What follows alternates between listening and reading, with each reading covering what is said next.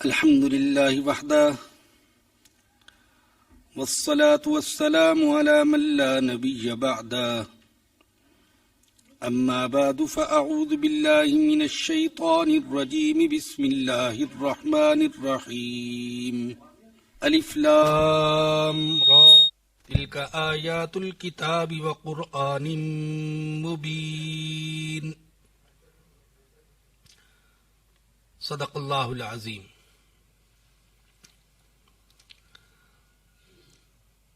الحمدللہ ثم الحمدللہ. محض اللہ پاک کے فضل و کرم سے آج سے ہم اپنے درس قرآن کا آغاز سورۃ الحجر کی آیت نمبر 1 سے کر رہے ہیں. سورۃ الحجر کی صرف ایک آیت 13ویں پارے کے آخر میں ہے اور بقیہ پوری سورت وہ 14ویں پارے میں ہے. اس سے آپ یہ بھی اندازہ لگا سکتے ہیں کہ قرآن کریم کی جو اصل تقسیم اور ترتیب ہے وہ سورتوں کے اعتبار سے ہے، پاروں کے اعتبار سے نہیں ہے. سورتوں کے اعتبار سے تقسیم یہ اللہ کی طرف سے ہے اور رسول اکرم صلی اللہ علیہ وسلم کے زمانے میں ہو چکی تھی، لیکن پاروں کے اعتبار سے ترتیب یہ بعد میں اپنی سہولت کے لیے مسلمانوں نے تلاوت کرنے کے لیے بنائی.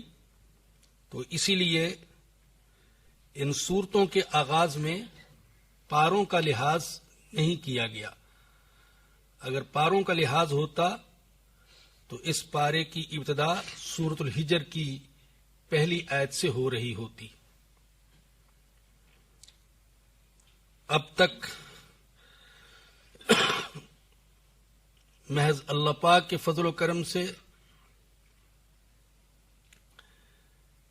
اس 9 سال کے عرصے میں 18 پاروں کا درس ہو چکا ہے اور 12 پارے تقریباً اور رہ گئے. اللہ تعالیٰ سے دعا ہے کہ اللہ پاک مجھے ان پاروں کے درس کی بھی توفیق عطا فرما دے اور یہ درس قرآن جو کہ انٹرنیٹ پر بھی برابر نشر کیا جا رہا ہے تو میرے لیے ایک ذخیرہ آخرت بن جائے اور دنیا سے جانے کے بعد بھی اس کی آواز پوری دنیا میں سنائی دیتی رہے اور ساری دنیا کے مسلمان اس سے مستفید ہوتے رہیں.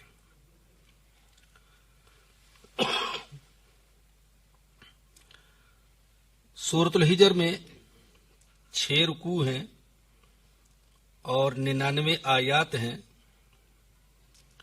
وادی حجر یہ مدینہ اور شام کے درمیان واقع تھی اور چونکہ اس صورت میں اصحاب حجر کا ذکر آیا ہے اس لیے سورت کا نام سورۃ الحجر رکھا گیا.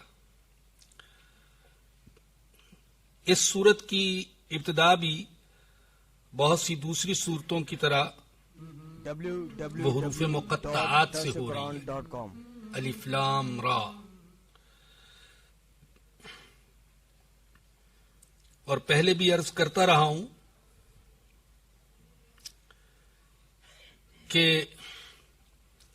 اکثر ایسا ہوا ہے قرآن کریم میں کہ جس سورت کا آغاز حروف مقطعات سے ہوا تو وہاں قرآن کریم کا ذکر اللہ پاک نے فرمایا ہے. جیسے یہاں پر بھی دیکھیں تو فرمایا کہ الف لام را تلک آیات الکتابی قرآن مبین. اسی طریقے سے سورۃ البقرہ کو دیکھیں تو وہاں پر بھی اللہ نے فرمایا الف لام میم ذالک الکتاب لا ریب فیہ. سورہ آل عمران کو دیکھیں تو وہاں پر بھی اللہ نے فرمایا الف لام میم اللہ لا الہ الا هو الحی القیوم نزل علیک الکتاب. اسی طریقے سے حامیم والکتاب المبین، یاسین والقرآن الحکیم، صاد والقرآن ذی الذکر، قاف والقرآن المجید۔ تو اکثر ایسا ہوا ہے سوائے ایک دو صورتوں کے کہ جن صورتوں کا آغاز حروف مقطعات سے ہوا تو وہاں اللہ پاک نے قرآن کریم کا ذکر فرمایا ہے۔ اس سے بعض حضرات نے یہ ثابت کیا ہے کہ حروف مقطعات کے ذریعے سے حقیقت میں قرآن کی صداقت کا انکار کرنے والوں کو چیلنج کیا گیا ہے کہ اگر تم یہ کہتے ہو کہ یہ قرآن اللہ کا کلام نہیں بلکہ محمد الرسول اللہ صلی اللہ علیہ وسلم کا خود ساختہ کلام ہے تو یہ کلام انہی حروف سے تو بنا ہے، الف لام میم، الف لام را، صاد قاف ہا میم، کاف ہا یا عین صاد وغیرہ، تو تم بھی ان حروف سے ایسا ہی کلام بنا لو۔ گویا کہ مواد تو تمہارے پاس بھی ہے، مٹیریل تو تمہارے پاس بھی ہے، تو اگر محمد جیسا امی انسان ان حروف سے ایسا عظیم الشان کلام بنا سکتا ہے تو کیا تم نہیں بنا سکتے ہو؟ تو انہیں چیلنج کیا گیا ہے کہ اگر تم اس کتاب کی صداقت کے بارے میں شک کرتے ہو تو پھر ان حروف سے تم بھی ایسا کلام بنا کے لے آؤ۔ اور چیلنج یہ نہیں ہے کہ پورے قرآن جیسی ایک کتاب بنا کر لاؤ، بلکہ چیلنج یہ تھا ابتدا میں کہ 10 صورتیں لے آؤ، اور پھر آخر میں یہ کہ صرف ایک صورت ہی ایسی بنا کر لے آؤ۔ لیکن اس چیلنج کو نہ کسی کل کے منکر نے قبول کیا، نہ آج کا کوئی منکر قبول کر سکتا ہے۔ آج دوپہر کی نشست میں ایک جگہ ختم قرآن کی تقریب میں بیان تھا، تو وہاں میں نے عرض کیا کہ انسان 100 نہیں 1000 غلطیاں کرنے کے باوجود انسان رہ سکتا ہے، لیکن خدا ایک غلطی بھی کر بیٹھے تو خدا نہیں رہتا، اور خدا کے کلام میں ایک غلطی بھی ثابت ہو جائے تو نہ وہ کلام سچا رہے گا نہ پھر وہ کلام خدا کا رہے گا۔ مگر اتنا طویل عرصہ گزرنے کے باوجود اور تحقیق کے ہر معیار اور ہر کسوٹی پر پرکھنے کے باوجود کوئی محقق، کوئی ناقد، کوئی صاحب علم آج تک اس کلام میں کسی قسم کی کوئی غلطی، کوئی تضاد، کوئی نقص، کوئی عیب ثابت نہیں کر سکا ہے۔ سورہ ہجر میں اللہ پاک نے جو اہم مضامین بیان فرمائے ان کی طرف بھی اشارہ کیے دیتا ہوں، تفصیلی درس تو انشاءاللہ ہوتا رہے گا۔ پہلا مضمون، اہم مضمون سورہ ہجر میں جو بیان ہوا وہ یہ کہ قیامت کے دن کفار جب دوزخ کے عذاب کا اپنی آنکھوں سے مشاہدہ کریں گے تو تمنا کریں گے اے کاش ہم بھی مسلمان ہوتے۔ دوسرا مضمون اللہ نے اس سورہ میں فرمایا کہ قرآن کی حفاظت کا ذمہ ہم نے اپنے اوپر لے لیا ہے، انسانوں پر نہیں چھوڑا بلکہ اپنے اوپر لے لیا۔ انا نحن نزلنا الذکر وانا لہ لحافظون۔ تیسرا مضمون توحید کا مضمون ہے کہ اللہ کی قدرت اور اللہ کی توحید کے دلائل ارض و سما میں بکھرے ہوئے ہیں۔ زمین، آسمان، سورج، چاند، درخت، پتھر، یہ سب اللہ کی قدرت کے اور اللہ کے وجود کے دلائل ہیں۔ چوتھا مضمون جو اس صورت میں بیان کیا اللہ نے وہ حضرت آدم علیہ السلام کا قصہ ہے۔ جو کہ قرآن کریم میں کئی جگہ بیان ہوا ہے، اور یہ نقطہ ذہن میں رکھ لیجئے کہ آدم علیہ السلام کا قصہ یہ حقیقت میں پوری انسانیت کا قصہ ہے۔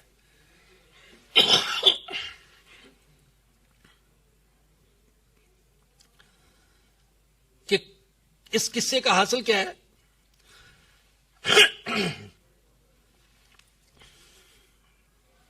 میں 4 الفاظ بول رہا ہوں، ان کی مختصر سی وضاحت بھی کر دوں گا۔ اس پورے قصے کا خلاصہ انسان کی تکریم، اللہ کی طرف سے اس کو تاکید، شیطان کی طرف سے تزیین وسوسہ اندازی، کسی بات کو خوبصورت بنا کر پیش کرنا، اور پھر انسان کا بھول جانا، غلطی کر بیٹھنا، یہ پورے قصے کا خلاصہ ہے۔ پہلا لفظ جو میں نے بولا، انسان کی تکریم، یہ بتایا کہ اللہ نے انسان کو بڑا مکرم، بڑا محترم بنایا ہے۔ اس کائنات کی سب سے مکرم اور محترم مخلوق وہ انسان ہے، جس کے لیے اللہ نے فرمایا کہ جو کچھ زمین میں ہے یہ سب میں نے تمہارے لیے پیدا کیا ہے۔ والذی خلق لکم ما فی الارض جميعا۔ کہاں تو یہ سوچ تھی کہ انسان سمجھتا تھا کہ میں چیزوں کے لیے ہوں، انسان چیزوں کے لیے ہے، چنانچہ انسان کو ذبح کر دیا جاتا تھا، اس کی نظر پیش کی جاتی تھی سمندروں کے سامنے، دریاؤں کے سامنے، سورج کے سامنے، چاند کے سامنے، جنوں کے سامنے، درختوں کے سامنے۔ لیکن قرآن نے انسان کی سوچ بدل دی کہ تم ان چیزوں کے لیے نہیں ہو، بلکہ یہ ساری کی ساری چیزیں تمہارے لیے ہیں اور تم اللہ کے لیے ہو۔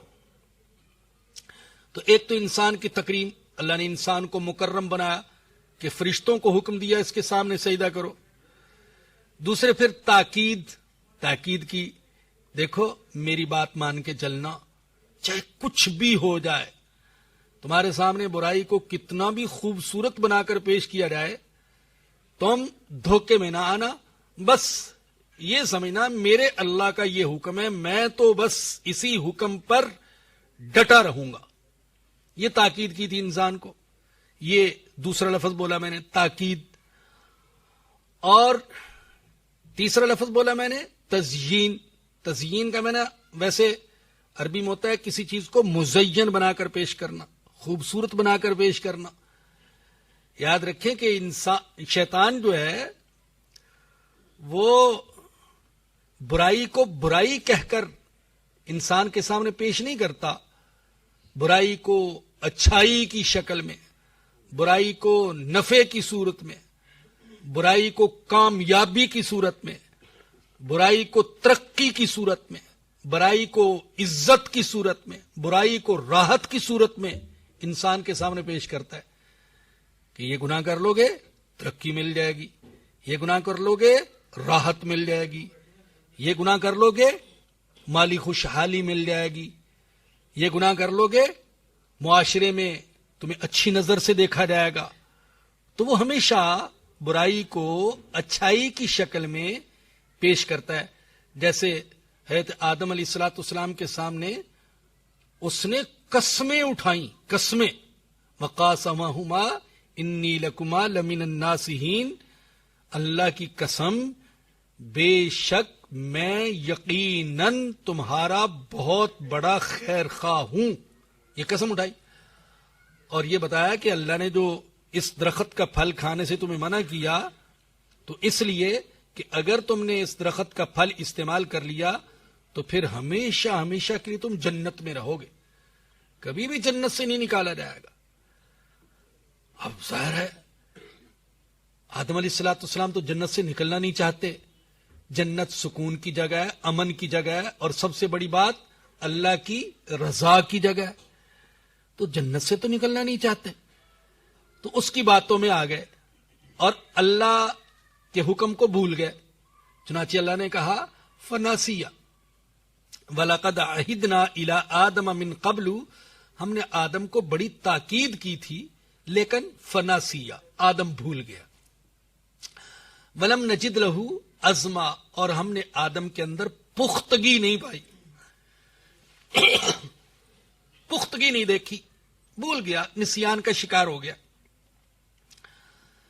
تو یہ قصہ ہے بظاہر آدم علیہ السلام کا، لیکن یہ پوری انسانیت کا قصہ ہے، یہ میرا قصہ ہے، یہ آپ کا قصہ ہے۔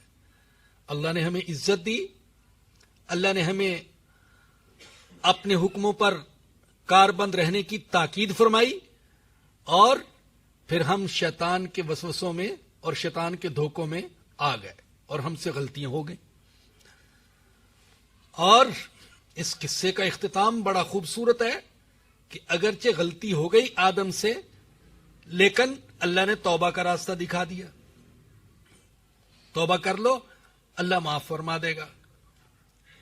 تو یہ وعدہ صرف آدم علیہ السلام کے لیے نہ تھا، بلکہ ہمارے لیے بھی یہ وعدہ ہے کہ اگر غلطی ہو جائے تو توبہ کر لو۔ غلطی ہو جانے کے بعد اس پر اصرار کرنا، اس کی تعویلیں کرنا، اس کو جائز بنا کر پیش کرنا، یہ شیطان کا کام ہے۔ اور غلطی ہو جانے کے بعد ندامت کا اظہار اور خطا کا اقرار اور پھر توبہ اور استغفار، یہ آدم علیہ السلام کی پہچان ہے۔ تو یہ چوتھا مضمون ہے جو اس صورت میں بیان ہوا۔ پانچواں اہم مضمون اس صورت میں جو بیان ہوا وہ اللہ پاک نے اپنی رحمت کا ذکر کیا، اور کس انداز میں؟ نبی عبادی، میرے حبیب میرے بندوں کو بتا دے، انی انا الغفور الرحیم، بے شک میں بہت ہی بخشنے والا، بڑا رحم کرنے والا ہوں۔ پہلے اپنی مغفرت اور رحمت کا ذکر کیا اور بعد میں اپنے عذاب کا ذکر کیا ہے۔ چنانچہ اللہ کی رحمت اللہ کے عذاب پر غالب ہے۔ اللہ کی رحمت اس ساری کائنات کو اپنے احاطے میں لیے ہوئے ہے۔ چھٹا اہم مضمون جو بیان ہوا وہ ابراہیم علیہ السلام کے مہمانوں کا ہے۔ فرشتے حضرت ابراہیم علیہ السلام کے پاس انسانی شکل میں آئے۔ چنانچہ حضرت ابراہیم علیہ السلام چونکہ بڑے مہمان نواز تھے تو فوراً انہوں نے ایک بچڑا ذبح کر دیا اور ان کے لیے دعوت کا سامان تیار کر دیا، اور جب کھانا پیش کیا وہ نہیں کھا رہے تو آپ پریشان ہو گئے، کہیں یہ میرے دشمن تو نہیں ہے؟ اس لیے کہ اس وقت کی انسانی سوسائٹی میں یہ رواج تھا کہ جس کے ساتھ دشمنی ہوتی تھی پھر اس کا کھانا نہیں کھاتے تھے، اور جس کا کھا لیتے تھے اس کے ساتھ دشمنی نہیں کرتے تھے۔ اللہ اکبر، اللہ اکبر۔ یہ پہلو تو کم از کم یہ پہلو تو ہم سے 1000 درجے اچھے۔ ہمارے ہاں تو بسا اوقات جس کا کھاتے ہیں اسی کی جڑ کاٹتے ہیں، اسی کو گالیاں دیتے ہیں، اسی کو ناکام کرنے کے، ہلاک کرنے کے منصوبے بناتے ہیں۔ آج پتہ نہیں چلتا، یقین کریں پتہ نہیں چلتا یہ دوست ہے یا دشمن ہے۔ کئی چہرے ہمارے، کئی چہرے، کبھی ہم دوست کی شکل میں آتے ہیں، اندر سے دشمن ہوتے ہیں، کبھی خیر خواہ کی شکل میں، کبھی معلم کی شکل میں، اندر سے پتہ نہیں کیا ہے۔ تو بہرحال یہ چھٹا مضمون ہے۔ اور ساتواں مضمون کہ یہ فرشتے پھر حضرت لوط علیہ السلام کی طرف آئے اور ان کی قوم کو تباہ و برباد کر دیا۔ اور 8واں مضمون وادی ہجر کے باشندوں یعنی حضرت صالح علیہ السلام کی قوم کا اللہ پاک نے ذکر فرمایا ہے۔ یہ 8 اہم مضامین ہیں جو اللہ پاک نے سورہ ہجر میں بیان فرمائے ہیں۔ اب ہم اس سورت کی ابتدا کرتے ہیں۔ اللہ فرماتے ہیں الف لام را تلک آیات الکتاب، یہ کتاب کی آیتیں ہیں، وقرآن مبین، اور ایسے قرآن کی آیتیں ہیں جو حق اور باطل کو واضح کر دینے والا ہے. قرآن یہ تنوین ہے. عربی قاعدے کے لحاظ سے یہ تنوین لگائی گئی ہے قرآن کی عظمت کو بیان کرنے کے لیے، قرآن کے کمال کو بیان کرنے کے لیے کہ یہ کتاب کی آیتیں ہیں اور کامل قرآن کی آیتیں ہیں جو کہ حق اور باطل کو واضح کر دینے والا کلام ہے. ربما یود الذین کفروا لو کانوا مسلمین. اب یہ 14ویں پارے کا آغاز ہو رہا ہے. اللہ فرماتے ہیں کافر بار بار تمنا کریں گے کاش ہم مسلمان ہوتے. یہی مضمون اللہ پاک نے سورہ انعام میں بھی بیان فرمایا کہ وَلَوْ تَرَىٰ إِذْ وُقِفُوا عَلَى النَّارِ.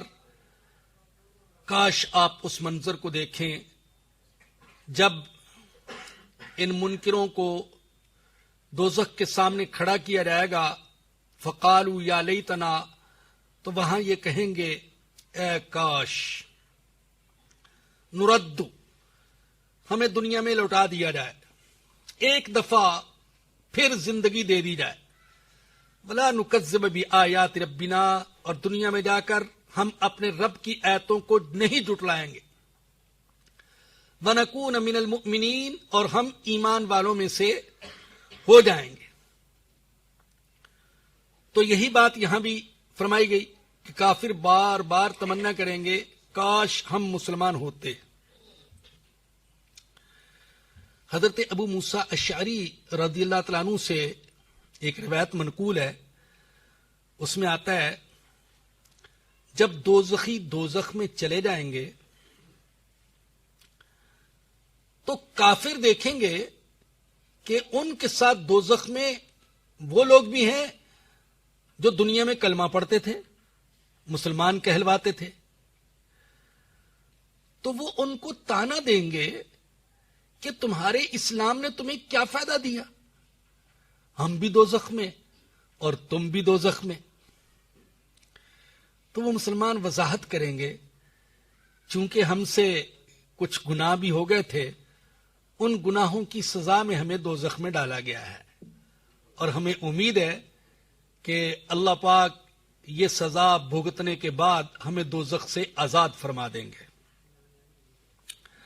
چنانچہ اللہ پاک فوری طور پر ان مسلمانوں کے لیے حکم دیں گے کہ انہیں دوزخ سے آزاد کر دیا جائے. جب ان کو دوزخ سے نکالا جائے گا اور کفار ان کو دیکھیں گے تو حسرت سے کہیں گے اے کاش ہم بھی مسلمان ہوتے اور ہمیں بھی اس مصیبت کی جگہ سے نجات مل جاتی.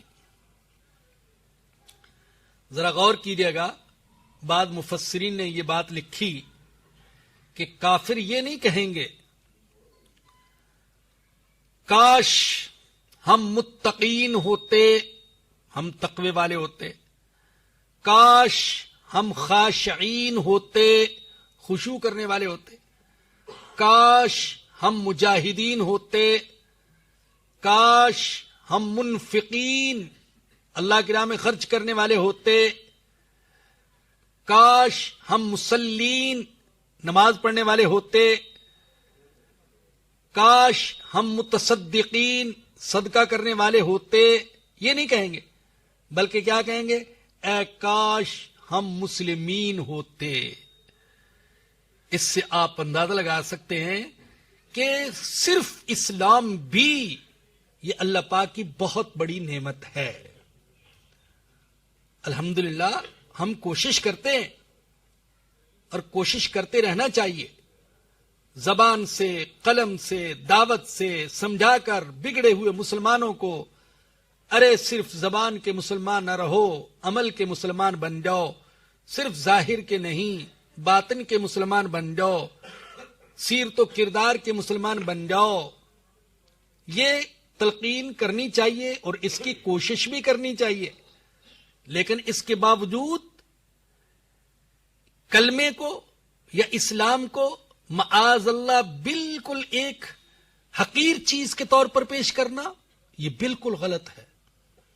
نرا کلمہ بھی یہ اللہ پاک کی بہت بڑی نعمت ہے.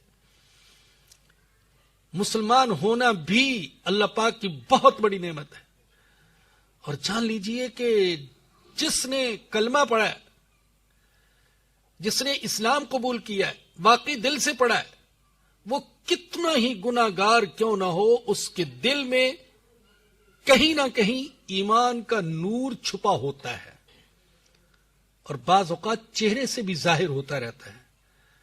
ہم نے تو اس کا مشاہدہ کیا کہ بسا اوقات ایک کافر، ایک عیسائی، ایک ہندو، چاہے وہ شکل و صورت کے اعتبار سے کتنا ہی پرکشش کیوں نہ ہو، دل گواہی دیتا ہے کہ یہ مسلمان نہیں ہے. اور مسلمان چاہے شکل و صورت کا کتنا ہی سادہ کیوں نہ ہو، بسا اوقات اس کا چہرہ گواہی دیتا ہے کہ اس کے دل کے اندر ایمان کا نور چھپا ہوا ہے.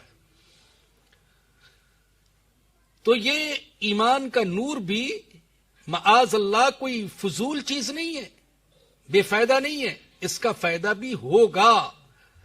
قیامت کے دن اللہ پاک اس نور کی قدر فرمائیں گے اور کلمہ پڑھنے والے مسلمانوں کو بالآخر نجات دوزخ سے دے دی جائے گی. تو فرمایا کہ کافر بار بار تمنا کریں گے اے کاش ہم مسلمان ہوتے. اللہ فرماتے ہیں ذرہم، میرے نبی آپ ان کو چھوڑ دیجئے. جب کفار دعوت کا، حضور کی دعوت کا انکار کرتے تھے اور اس دعوت کے جواب میں ضد اور عناد کا مظاہرہ کرتے تھے، تو حضور اقدس صلی اللہ علیہ وسلم کی طبیعت پر ان کا انکار، ان کی ضد بڑی گراں گزرتی تھی. حضور کو بڑی تکلیف ہوتی تھی، اتنی تکلیف کہ اللہ نے قرآن کریم میں فرمایا لعلک باخع نفسک علی آثارہم ان لم یؤمنوا بہذا الحدیث اسفا. اے میرے حبیب، اگر انہوں نے ایمان قبول نہ کیا تو کیا غم کی وجہ سے آپ اپنی جان ہی دے ڈالیں گے؟ آپ اپنے آپ کو ہلاکت میں ڈال دیں گے؟ اتنا غم کریں گے، اتنے پریشان ہوں گے کہ آپ کی جان پر بن جائے؟ تو حضور پر ان کا انکار، ان کا عناد، ان کی ضد، ان کا تعصب، ان کا کفر، ان کا شرک بڑا گراں گزرتا تھا. تو اللہ پاک نے قرآن کریم میں کئی جگہ اپنے حبیب کو تسلی دی اور فرمایا کہ آپ ان کو اپنے حال پر چھوڑ دیں، اتنے پریشان نہ ہوں، چھوڑ دیں ان کو. یأکلوا ویتمتعوا ویلہیہم العمل فسوف یعلمون. یہ کھانے پینے میں، عیش و عشرت میں اور لمبے لمبے منصوبے بنانے میں مگن رہیں، بہت جلد انہیں اپنی کوششوں کا انجام معلوم ہو جائے گا. آپ ان کے حال پر چھوڑ دیں، یہ کھاتے پیتے رہیں، عیش و عشرت کرتے رہیں اور لمبے لمبے منصوبے بناتے رہیں. وَيُلْهِهِمُ الْعَمَلِ، لمبے لمبے منصوبے ان کو غفلت میں ڈالے رہیں. یہ لمبے لمبے منصوبے یہ انسان کو آخرت سے غافل کر دیتے ہیں. لمبے لمبے پروگرام، ایسے پروگرام کہ نوح علیہ السلام کی عمر بھی مل جائے تو شاید ہمارے پروگرام، ہمارے منصوبے تکمیل تک نہ پہنچے. ایک کے بعد دوسرا، دوسرے کے بعد تیسرا، منصوبے پر منصوبہ. تو ہرس، زندگی کی ہرس اور مال کی ہرس، یہ انسان کو آخرت سے، اللہ اور اس کے رسول کے حکموں سے غافل کر دیتی ہے. اسی لیے حدیث میں حضور اقدس صلی اللہ علیہ وسلم نے اس کی مذمت بیان فرمائی ہے. حضرت انس رضی اللہ عنہ سے روایت ہے کہ رسول اللہ صلی اللہ علیہ وسلم نے فرمایا 4 چیزیں انسان کی بدبختی کی علامت ہیں۔ پہلی چیز جمود العین، آنکھوں کا خشک ہو جانا، کبھی اللہ کے ڈر سے آنکھ سے آنسو کا قطرہ بھی نہ بہے، یہ بدبختی کی علامت ہے۔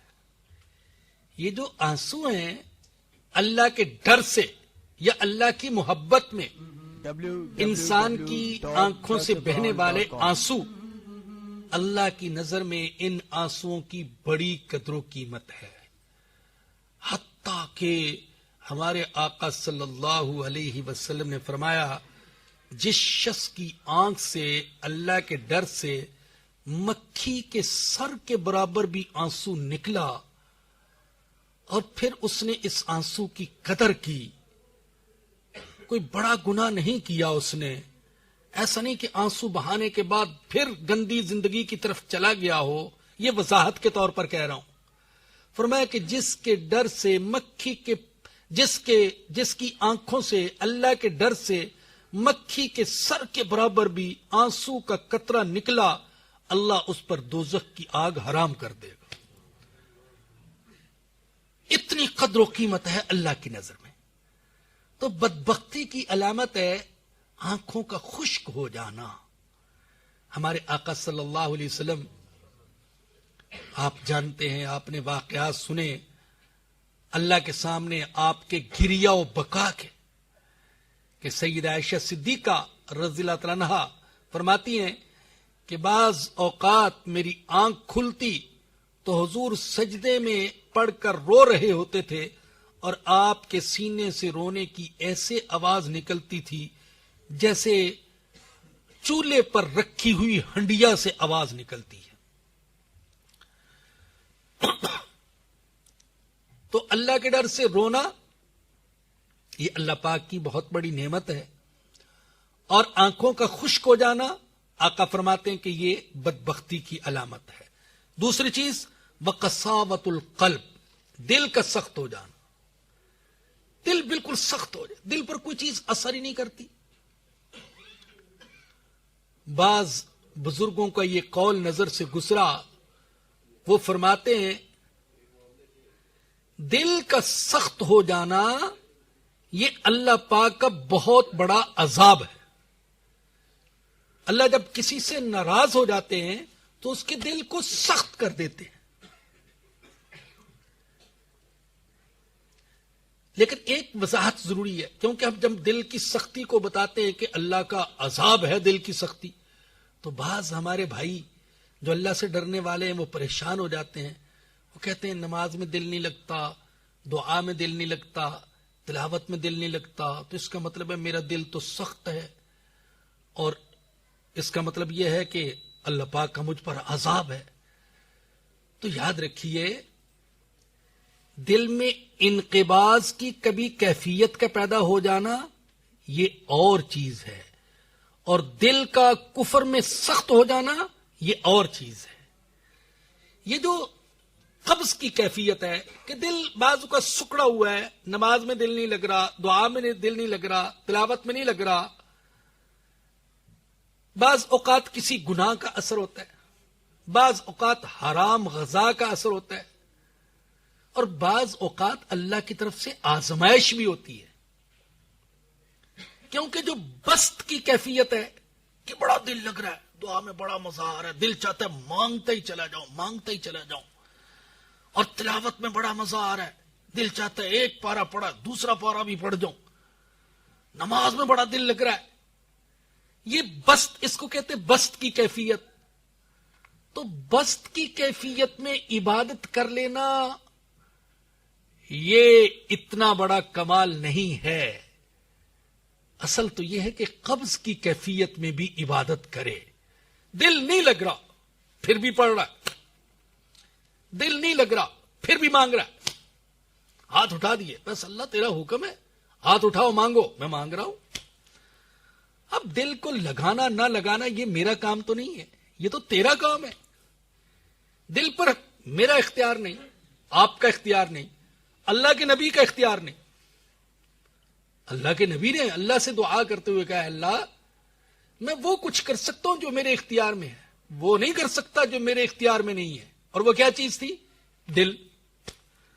فرمایا اللہ دل پر میرا اختیار نہیں ہے. اللہ نے مجھے یہ توفیق دی ہے، یہ قدرت دی، میں جاؤں وضو کروں، آ کر مصلی پر بیٹھ جاؤں، نیت باندھ لوں، لیکن اب یہ کہ میرا دل بڑا نرم ہو جائے، دل میں کوئی وسوسہ نہ آئے، دل سراسر اللہ کی طرف متوجہ رہے، یہ میرے اختیار میں نہیں ہے. میں کوشش کر سکتا ہوں اس کی، لیکن میرے اختیار میں نہیں ہے. اور جو چیز انسان کے اختیار میں نہ ہو اس کے بارے میں اللہ نہ سوال کرے گا نہ مواخذہ کرے گا. اللہ اتنا سخت نہیں ہے. اللہ خود کہتا ہے لا یکلف اللہ نفسا الا وسعها. اللہ کسی انسان کو اس کی طاقت سے زیادہ تکلیف نہیں دیتا. اور یاد رکھیں کہ یہ آیت جو ہے یہ اس وقت نازل ہوئی بعض روایات کے مطابق جب اللہ نے فرمایا کہ جو کچھ تمہارے دل میں ہے اس کو چاہے ظاہر کرو چاہے چھپاؤ، حساب ہوگا. صحابہ کرام پریشان ہو گئے، عرض کیا یا رسول اللہ جو چیزیں ظاہر ہیں ان پر تو ہم کنٹرول کر سکتے ہیں، دل پر کیسے کنٹرول کر سکتے ہیں کہ دل میں کوئی برائی کا خیال نہ آئے؟ تو اگر اللہ نے دل کے وسوسوں پر بھی ہمیں پکڑ لیا تو ہم میں سے کون بچ سکے گا؟ صحابہ کرام پریشان ہو گئے. چنانچہ اللہ نے آگے یہ آیت اتار دی لا یکلف اللہ نفسا الا وسعها. میرے حبیب اپنے صحابہ کو بتا دیں کہ اللہ انسان کو اتنی ہی تکلیف دیتا ہے جتنی اس کی طاقت میں ہوتا ہے. دل کے وسوسوں پر میں مواخذہ نہیں کروں گا، اس لیے کہ وہ انسان کے اختیار میں نہیں ہے ان کو کنٹرول کرنا. تسلی دینے کے لیے بتا رہا ہوں کیونکہ آج کل وسوسے بہت آتے ہیں، خیالات بہت آتے ہیں، وہ تسلی دینے کے لیے آپ حضرات کو بتا رہا ہوں، ورنہ مضمون تو اور ہے. حضور اقدس صلی اللہ علیہ وسلم سے بعض صحابہ نے پوچھا اے اللہ کے نبی بعض اوقات دل میں ایسے وسوسے ایسے خیالات آتے ہیں کہ ہم سوچتے ہیں کہ اگر یہ زبان پر آ گئے تو ہماری زبان جل جائے. اتنے خطرناک اتنے برے گندے خیالات یہ صحابہ کرام کہہ رہے ہیں، پوچھ رہے ہیں حضور سے. اور دعا کیجئے صحابہ کرام کے لیے کہ جو چیزیں ہمیں پوچھنی تھی حضور سے وہ صحابہ نے پوچھ لی، ہمارے لیے آسانیاں پیدا کر دی. تو یا رسول اللہ ایسے گندے خیالات ہوتے ہیں، ہم سوچتے ہیں زبان پر آئے تو زبان جل جائے گی. کیا آقا کا انداز تربیت تھا. آقا نے یہ نہیں فرمایا ارے میری صحبت میں بیٹھتے ہو اور پھر گندے خیالات. آقا نے فرمایا فذالک صریح الایمان، یہ تو خالص ایمان ہے. اب دیکھیں تسلی دے دی حوصلہ بڑھا دیا. اگر حضور دل توڑ دیتے یار کیا کرتے ہو تو وسوسوں پر تو کنٹرول نہیں ہو سکتا تھا، ممکن تھا کہ وہ اللہ کی رحمت سے نا امید ہی ہو جاتے. تو دل جوڑ دیا، حوصلہ بڑھا دیا. ارے یہ تو خالص ایمان ہے کہ تم یہ سمجھتے ہو کہ یہ خیالات اتنے گندے ہیں کہ اگر میری زبان پر آئے تو زبان جل جائے گی. یہ تو ایمان کی علامت ہے. اور وہ جو کہا جاتا ہے کہ پتھر اسی درخت پر مارے جاتے ہیں جس درخت پر پھل ہوتا ہے، تو شیطان حملہ وہی کرے گا جہاں اس کو ایمان نظر آتا ہے. تو جس کے اندر ایمان نظر آیا اسی کو بہکانے کی کوشش کرے گا. بہرحال آقا فرما رہے 4 چیزیں بدبختی کی علامت ہیں. پہلی چیز آنکھوں کا خشک ہو جانا، دوسرے دل کا سخت ہو جانا. میں وضاحت کر رہا تھا کہ وقتی طور پر دل میں انقباض کی کیفیت پیدا ہو جانا اور چیز ہے، اور دل کا پتھر کی طرح سخت ہو جانا یہ اور چیز ہے. اور تیسری چیز طول عمل، بدبختی کی علامت، لمبی امیدیں، لمبے منصوبے، لمبے پروگرام. یعنی ایسے پروگرام بنا رہا ہے کہ لگتا ہے کہ اس نے تو دنیا سے جانا ہی نہیں ہے. ارے 70 سال کا بوڑھا ہو گیا اور اب بھی بیٹھا، آخرت کی نہیں سوچتا، دنیا ہی کی کیلکولیٹر لے کر بیٹھا ہوا ہے. 2 کروڑ ہو گئے، اگلے سال 4 کروڑ ہو جائیں گے، اب 6 کروڑ ہو جائیں گے. ابھی ہمارے ایک عزیز کا معاملہ چل رہا ہے، کوئی 90-95 سال کا بوڑھا ہے اور اس نے اس عزیز کے ساتھ فراڈ کیا ہوا ہے. 90-95 سال کا بوڑھا چلتا ہے تو اتنا لگتا ہے کہ ابھی گر پڑے گا، گیا.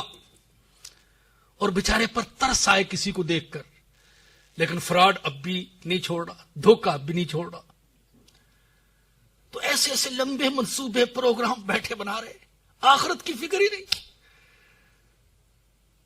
وہ جو سادہ سا شعر ہے، پہلے بھی آپ کو سناتا رہتا تھا، سیٹھ جی کو فکر یا کہہ لیں بابا جی کو فکر، ایک ایک کو 10 کیجیے. آیا اسرائیل، اس نے کہا حضرت بس کیجیے.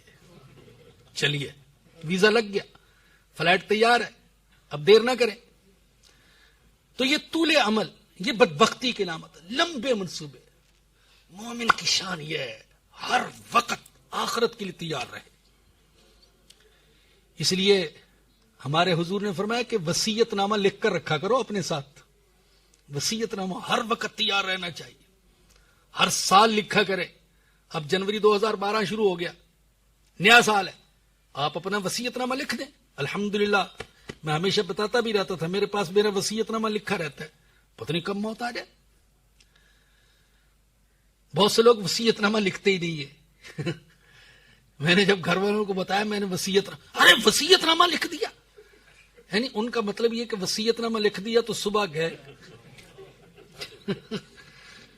تو وصیت نامہ ہی نہیں لکھتے، اس لیے کہ جانے کا تو ارادہ ہے ہی نہیں ہے، سوچا ہی نہیں کہ جانا ہے. یہ بھی سفر ہے، حالانکہ ہر سفر مشکوک ہے، آخرت کا سفر یقینی ہے. یہ یقینی ہے. دنیا میں ہر چیز کا انکار کرنے والے لوگ موجود ہیں، خدا کا انکار کرنے والے، نبیوں کا انکار کرنے والے، قرآن کا انکار کرنے والے، حقیقتوں کا، سچائیوں کا انکار کرنے والے، لیکن موت کا انکار کرنے والا کوئی نہیں ہے. ایک زندہ حقیقت ہے، کون انکار کر سکتا ہے؟ نہ ڈاکٹر انکار کر سکتے ہیں، نہ حکیم انکار کر سکتے ہیں، نہ سائنسدان انکار کر سکتے ہیں، نہ چاند پر پہنچ کر انکار کر سکتے ہیں، نہ سورج پر پہنچ کر انکار کر سکتے ہیں. کر سکتے ہی نہیں ہیں. بسا اوقات حکیموں اور ڈاکٹروں کو جس بیماری کے علاج میں مہارت حاصل تھی اسی بیماری میں خود فوت ہو گئے یا اپنا عزیز فوت ہو گئے. تو بدبختی کی تیسری علامت لمبے منصوبے، لمبے پروگرام. حضور نے ایک حدیث میں فرمایا، ایک حضور نے نقشہ کھینچ کر بتایا صحابہ کرام کو، یہ لمبی لکیر کھینچی، فرمایا کہ یہ انسان کے منصوبے اور پروگرام ہیں. اور ادھر ایک خط کھینچا، فرمایا یہ اس کی عمر ہے، یہ اس کی زندگی ہے. منصوبے تو وہ آگے جا رہے اور عمر اتنی سی ہے. اور چوتھی علامت بدبختی کی، والحرص علی الدنیا، دنیا کی شدید حرص. دنیا کو ضرورت کے لیے کمانا یہ سنت ہے، یہ نیکی ہے، یہ عبادت ہے. حلال روزی کمانا عبادت ہے، لیکن دنیا کا حریص بن جانا، حریص بن جانا کہ دین جاتا ہے تو جائے، اللہ ناراض ہوتا ہے تو ہو جائے، آخرت تباہ ہوتی تو ہو جائے، لیکن دنیا ہاتھ سے نہ جائے. جیسے ہمارے لوگ کہتے ہیں نا، چمڑی جائے دمڑی نہ جائے. اب آج کل کا نوجوان تو سمجھتے ہیں دمڑی ہے کیا چیز، ڈالر کہیں تو جوڑ نہیں بنتا. چمڑی جائے ڈالر نہ جائے تو جوڑ نہیں بنتا. تو دمڑی نہ جائے چمڑی چلی جائے، تو دنیا نہ جائے دین چلا جائے. چند دن پہلے ایک حدیث نظر سے گزری، بہت ہی عجیب حدیث، اور پہلی دفعہ نظر سے گزری. آج کل ہم وہاں اپنی مسجد میں درس حدیث دیتے ہیں فجر کے بعد، تو ایک نیا مجموعہ حدیثوں کا اس کا درس شروع کیا ہوا ہے. تو اس میں یہ حدیث تھی، آقا نے فرمایا کہ اگر کوئی شخص دین کو آگے رکھے، دنیا کو پیچھے رکھے، اور لا الہ الا اللہ کہے تو یہ کلمہ اس کی مدد کرتا ہے، اللہ اس کی مدد کرتا ہے. اور اگر کوئی شخص دین کو پیچھے کر دے اور دنیا کو آگے کر دے اور پھر کہے لا الہ الا اللہ، تو اللہ کہتا ہے تم جھوٹ بولتے ہو، تم جھوٹ بولتے ہو، لا الہ الا اللہ، لا الہ الا اللہ۔ حقیقت میں تو یہ کہ لا الہ الا الدنیا، لا الہ الا المال، لا الہ الا سونا، لا الہ الا چاندی، لا الہ الا روپیہ، لا الہ الا ڈالر، اور کہتا ہے لا الہ الا اللہ، کہتا یہ، لیکن عمل یہ ہے کہ دین پیچھے دنیا آگے۔ تو ایسا حریص بن جانا یہ بدبختی کی علامت ہے۔ تو 4 چیزوں کو بدبختی کی علامت آقا صلی اللہ علیہ وسلم نے قرار دیا، اور آقا نے یہ بھی بتا دیا کہ یہ مال کی ہرس اور لمبے منصوبے یہ ایک ایسی چیز ہے کہ جوانوں میں تو پائی جاتی ہے، بوڑھوں میں جوانوں سے بھی زیادہ پائی جاتی ہے۔ حضور اکرم صلی اللہ علیہ وسلم کی حدیث ہے ترمذی میں، حضرت انس رضی اللہ عنہ سے، فرمایا کہ انسان کا جسم بوڑھا ہو جاتا ہے لیکن 2 چیزیں جوان ہو جاتی ہیں، ایک زندگی کی ہرس اور دوسرے مال کی ہرس۔ اور واقعتاً یہ چیز مشاہدے میں آتی ہے، جوانوں میں اتنی ہرس نہیں ہے جتنا بوڑھوں کے اندر ہرس پائی جاتی ہے۔ اللہ اکبر۔ اور بھائی ایک حدیث میں حضور اقدس صلی اللہ علیہ وسلم نے فرمایا حب الدنیا رأس کل خطیئہ، دنیا کی محبت ہر گناہ کی جڑ ہے۔ وَحُبُّكَ الشَّيْءُ يُؤْمِي وَيُسِمُّ، کسی چیز کی محبت تمہیں اندھا کر دیتی ہے اور بہرا کر دیتی ہے۔ جب دنیا پر فریفتہ ہو جائے، دنیا کے لیے پاگل ہو جائے، تو پھر اندھا بہرا ہو جاتا ہے، کوئی اور آواز سنائی نہیں دیتی۔ اسی لیے بڑی پیاری دعا ہے، آپ بھی یہ دعا کیا کریں،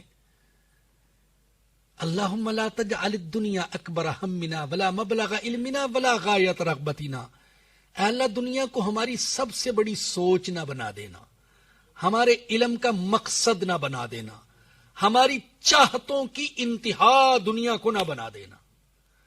عجیب بات ہے، دیکھیں ایک طرف اللہ کے نبی نے حکم دیا اللہ سے دنیا مانگو، زیادہ مانگو، یہ حکم دیا۔